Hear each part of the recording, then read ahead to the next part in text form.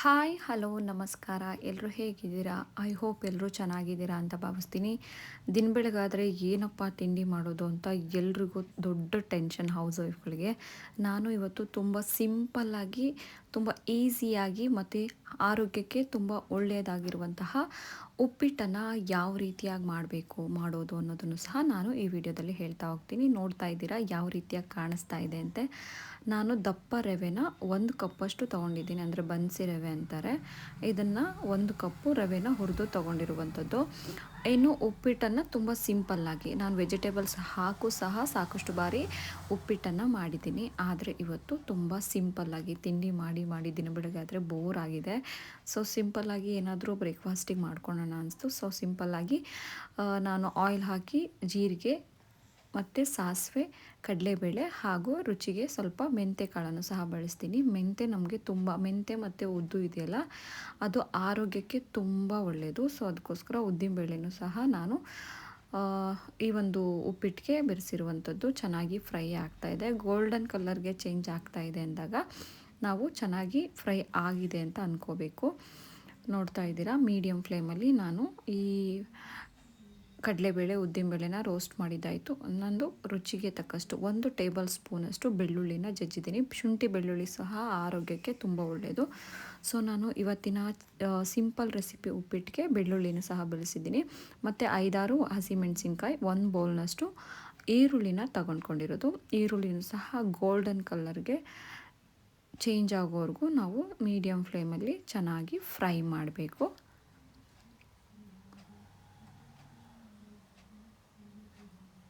ನೋಡ್ತಾ ಇದ್ದೀರಾ, ಚೆನ್ನಾಗಿ ಫ್ರೈ ಆಗ್ತಾಯಿದೆ. ಚೆನ್ನಾಗಿ ಫ್ರೈ ಆಗ್ತಾಯಿದೆ ಅಂದಾಗ 1-2 ಟೇಬಲ್ ಸ್ಪೂನ್ ಉಪ್ಪನ್ನು ಹಾಕಿಬಿಡ್ತೀನಿ. ರುಚಿಗೆ ತಕ್ಕಷ್ಟು ಉಪ್ಪು. ಯಾವುದೇ ಅಡುಗೆ ಆದರೂ ಉಪ್ಪು ತುಂಬ ಇಂಪಾರ್ಟೆಂಟು. ಊಟದ ರುಚಿಯನ್ನು ಹೆಚ್ಚಿಸೋದೇ ಉಪ್ಪು. ಚೆನ್ನಾಗಿ ಫ್ರೈ ಆಗ್ತಾಯಿದೆ.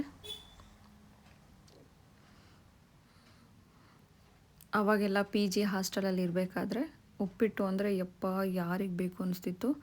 ಬಟ್ ಅಲ್ಲಿಂದ ಬಂದು ಮನೇಲಿ ನಾವೇ ಉಪ್ಪಿಟ್ಟು ಮಾಡೋದು ಕಲ್ತಾದ್ಮೇಲೆ ಉಪ್ಪಿಟ್ಟು ತುಂಬ ಟೇಸ್ಟಿ ಮತ್ತು ಹೆಲ್ತಿ ಮತ್ತು ಸಿಂಪಲ್ ರೆಸಿಪಿ ಅಂತ ಅನಿಸ್ತಾ ಇದೆ ಇವಾಗ. ನನಗೊಬ್ಳಿಗೆ ಏನಾದರೂ ಬೇಜಾರಾದರೆ ನಾನು ಊಟಕ್ಕೂ ಸಹ ಉಪ್ಪಿಟ್ಟನ್ನು ಮಾಡ್ಕೊಂಡಿದ್ದೀನಿ. ಶಾವಿಗೆ ಉಪ್ಪಿಟ್ಟು ತುಂಬ ಇಷ್ಟ. ಸೊ ನೆಕ್ಸ್ಟು ವಿಷಯಕ್ಕೆ ಬರೋಣ.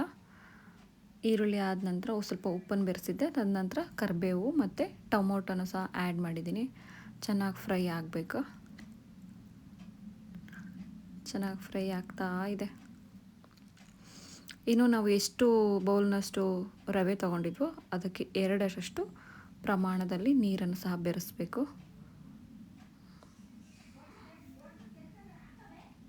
ನಾನು ಸ್ವಲ್ಪ ಉಪ್ಪಿಟ್ಟನ್ನು ತೆಳುವಾಗಿ ಮಾಡ್ಕೋತೀನಿ. ಸೊ ನಾನಿವತ್ತು 2.5 ಕಪ್ಪು ನೀರನ್ನು ಬಳಸಿರುವಂಥದ್ದು. ಚೆನ್ನಾಗಿ ಕುದ್ದ ನಂತರ ಟೇಸ್ಟ್ ನೋಡ್ಕೋಬೇಕು. ಕೆಲವೊಬ್ಬರು ಉಪ್ಪು ಜಾಸ್ತಿ ಕಮ್ಮಿ ಹೊಸ್ದಾಗಿ ಮಾಡೋರಿಗೆ ಗೊತ್ತಾಗಲ್ಲ. ಸೊ ಅದಕ್ಕೋಸ್ಕರ ಫಸ್ಟು ನೀವು ಸ್ವಲ್ಪ ಕಮ್ಮಿನೇ ಉಪ್ಪನ್ನು ಬಳಸಿ, ಆಮೇಲೆ ಏನಾದರೂ ಕಮ್ಮಿ ಆಗಿದ್ದರೆ ಈ ಹದದಲ್ಲಿ ಕುದಿಯೋ ಟೈಮಲ್ಲಿ ಟೇಸ್ಟ್ ನೋಡಿ ಮತ್ತೆ ನೀವು ಉಪ್ಪನ್ನು ಹಾಕ್ಬೋದು. ನೋಡ್ತಾ ಇದ್ದೀರಾ, ಚೆನ್ನಾಗಿ ನೀರು ಮಳ್ತಾ ಇತ್ತು. ಸೊ ಈ ಸಂದರ್ಭದಲ್ಲಿ ರವೆನ ಮೀಡಿಯಮ್ ಫ್ಲೇಮಲ್ಲಿ ಸ್ಟವ್ ಇಟ್ಟು ರವೆನ ಆ್ಯಡ್ ಮಾಡಬೇಕು. ರವೆನೂ ಸಹ ಚೆನ್ನಾಗಿ ಕುದೀತಾ ಇದೆ, ಚೆನ್ನಾಗಿ ಬೇಯಬೇಕು. ಇದು ಬೆಂದ ನಂತರ ನಾನು ಹಸಿ ತೆಂಗಿನಕಾಯಿ ತುರಿ 1 ಬೌಲ್ನಷ್ಟು ಹಾಕಿದ್ದೀನಿ. ತುಂಬ ಟೇಸ್ಟ್ ಕೊಡುತ್ತೆ ಹಸಿ ಕೊಬ್ಬರಿ ಹಾಕೋದ್ರಿಂದ. ಅದರ ಉಪ್ಪಿಟ್ಟಿನ ರುಚಿ ಇನ್ನಷ್ಟು ಹೆಚ್ಚಳಕ್ಕೆ ಈ ಒಂದು ತೆಂಗಿನಕಾಯಿ ತುರಿನೂ ತುಂಬ ಇಂಪಾರ್ಟೆಂಟು.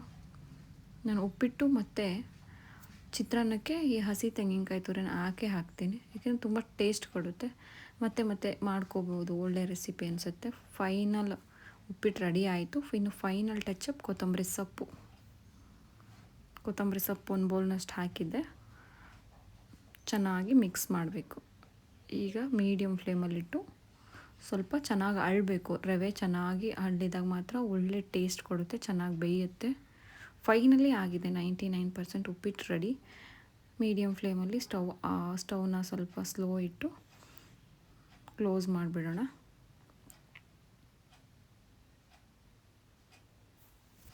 ಒಂದು 5 to 10 ಮಿನಿಟ್ಸು, 10 ಮಿನಿಟ್ಸು ಜಾಸ್ತಿ ಆಗುತ್ತೆ. 1-2-3 ನಿಮಿಷದಲ್ಲಿ ಉಪ್ಪಿಟ್ಟು ಮೀಡಿಯಮ್ ಫ್ಲೇಮಲ್ಲಿ ಇಟ್ಟಿರೋದ್ರಿಂದ ರೆಡಿ ಆಯಿತು.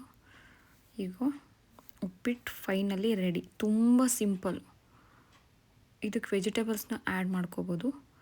ಸೊ ಸಮ್ಟೈಮ್ಸು ವೆಜಿಟೇಬಲ್ಸ್ ಉಪ್ಪಿಟ್ಟು, ಸಮ್ಟೈಮ್ಸ್ ಈ ಥರ ಸಿಂಪಲ್ಲಾಗೂ ಸಹ ನಾವು ಮಾಡ್ಕೋಬೋದು.